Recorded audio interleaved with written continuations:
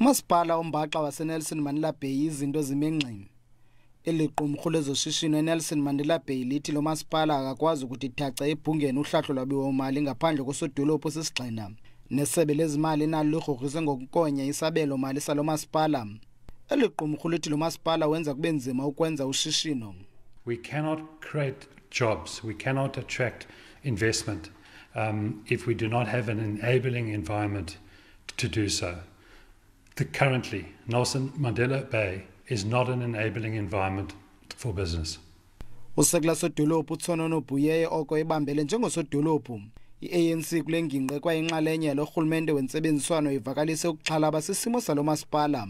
Umthetho ne-act uyayivumela into yokubana xa engekho kanye kukho esasikhiwo sikasodolophu, usekela sodolophu uyakwazi ukubamba intambo anikwe olaxanduva yinto ekhoyo eprovision wayo ngumthetho loyo. Oyisakuba ngusodolophu umongameli Bobani ukulindeleka abuyile kwisihlalo sakhe kulandela ingxoxo ezintsha. Lo mcimbi uphakathi kwe-national leaders ze-UDM ekhokelwa ngutata uHolomisa.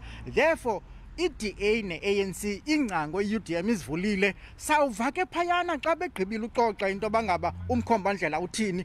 Lo masipala oko ungenasodolophu sisigxina ukususela ngoDisemba kulo nyaka uphelileyo.